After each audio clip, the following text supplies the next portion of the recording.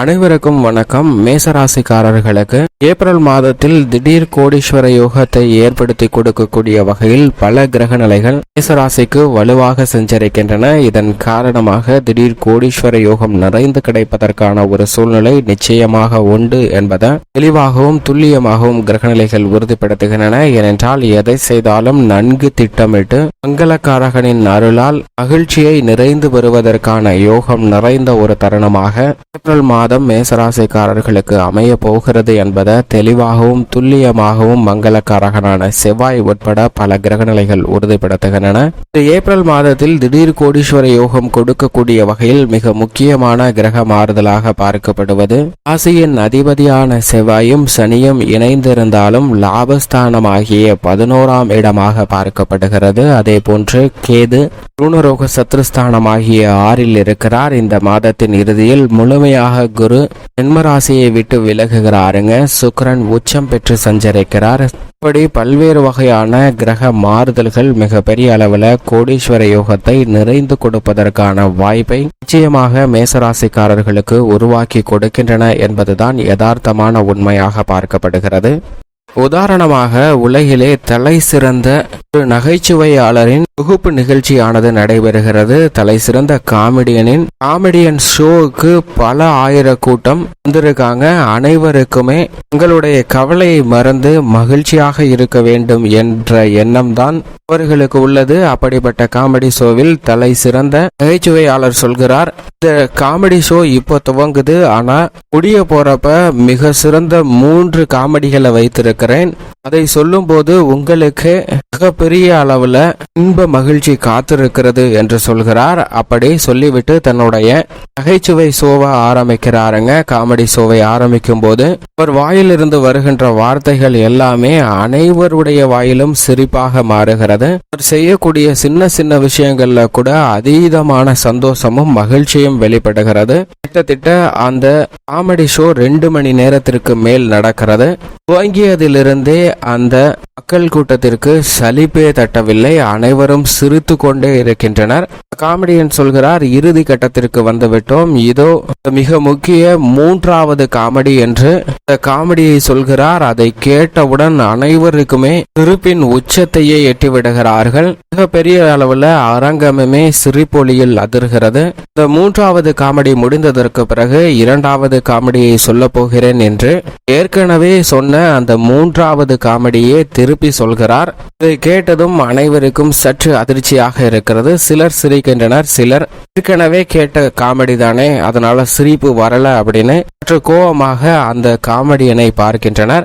2வது முறை சொல்லி முடித்துவிட்டு இதோ நீங்கள் ஆவலுடன் எதிர்பார்த்த முதல் தரமான காமெடி என்று சொல்லி அதே காமெடியை 3வதாக சொல்லி அதே காமெடியை நகைச்சுவையை மீண்டும் சொல்கிறார் அந்த நபர். அப்போது அந்த அரங்கத்திலேயே திருப்பொலி இயலாமல் அனைவருமே அவரை ஏமாற்றிவிட்டதாக வருத்தத்துடன் பார்க்கின்றனர்.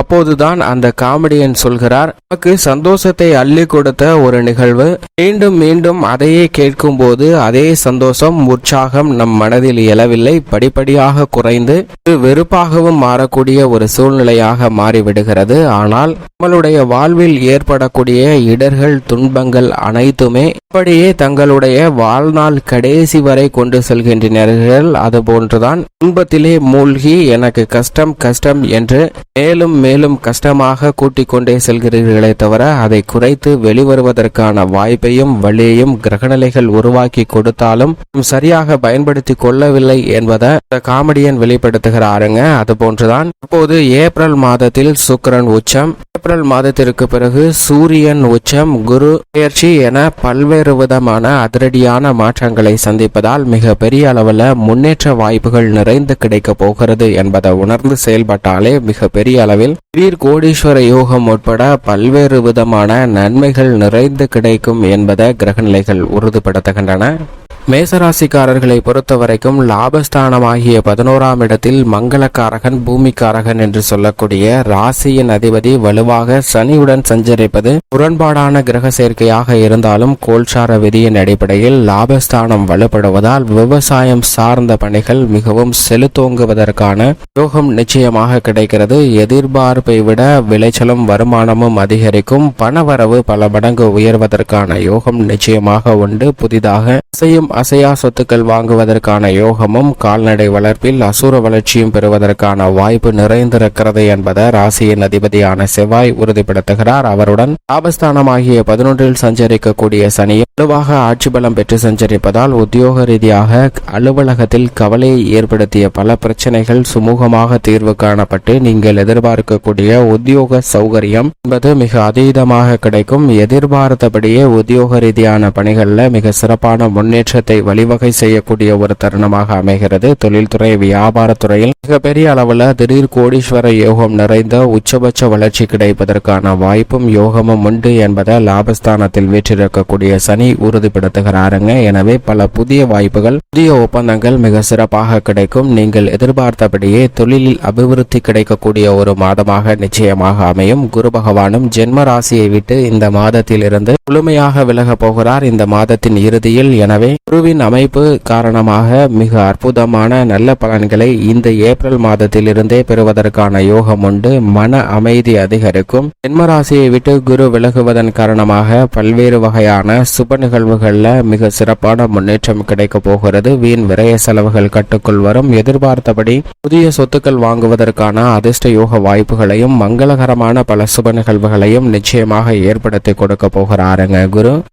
விரயஸ்தானமாகிய 12இல் இருந்தாலும் கூட அவருடன் சுக்கிரன் உச்சம் பெற்றிருக்கக்கூடிய இந்த வேளையில் நிச்சயமாக விரயங்கள் சுப விரயங்களாக மாறுவதற்கான யோகம் உண்டு. ஏனென்றால் மோட்சக்காரகரான கேதுவும் 6ஆம் இடத்தில் வலுவாக அமர்ந்திருக்கிறார். எதிர்பார்ப்புகளை பூர்த்தி செய்யக்கூடிய 6இல் மோட்சக்காரகரான கேது இருப்பதால் எதிர்மறையான எண்ணங்கள் கருத்துகள் தோற்கடிக்கப்பட்டு நல்ல வளர்ச்சி நிறைந்து கிடைக்கும். சுக்கிரன் 12ஆம் இடத்தில் உச்சம் பெற்றும் இந்த மாதத்தின் இறுதியில் ஜென்ம ராசியில் சஞ்சரிக்க போகிறார். எனவே ஏப்ரல் மாதம் முழுவதுமே சுக்கிரனின் அனுகிரகையால் மிக பெரிய அளவில் உச்சத்தை தொடுவதற்கான யோகம் நிச்சயமாக மேசராசிக்காரர்களுக்கு உண்டு. எனவே கலைத்துறை ரீதியான பணிகளில் புதிய வாய்ப்புகள் மிகவும் அபரிவிதமாக கிடைக்கும். புதிய திட்டங்களை மிக சிறப்பாக செயல்படுத்தக்கூடிய ஒரு அற்புதமான தருணமாக அமைகிறது.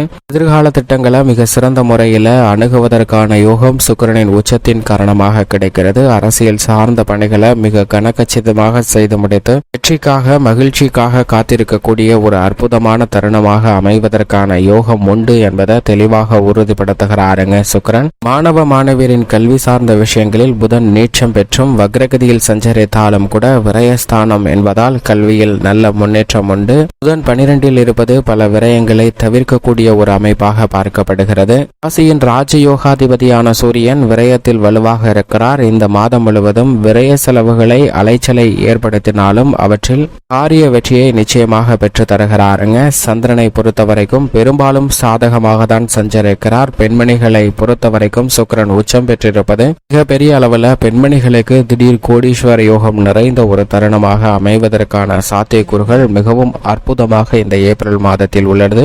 என்றால் மிக விரைவில் குருவும் தனஸ்தானத்தில் அமரப் போகிறார். சுக்கிரனும் உச்சம் பெற்றிருப்பதால் பெண்மணிகளுடைய எதிர்பார்ப்புகள் மிக சிறப்பாக பூர்த்தியாகும். மேலும் சாதகமாக மாற்றிக்கொள்ள நிச்சயமாக மேசராசிக்காரர்கள் வாரத்தில் செவ்வாய்க்கிழமை விரதமிருந்து அருகாமையில் உள்ள முருகப்பெருமாள் ஆலயம் சென்று தீபமேற்றி வழிபாடு செய்யுங்கள். நல்ல பலனும் முன்னேற்றமும் இந்த ஏப்ரல் மாதம் முழுவதும் நிறைந்து கிடைக்கும்.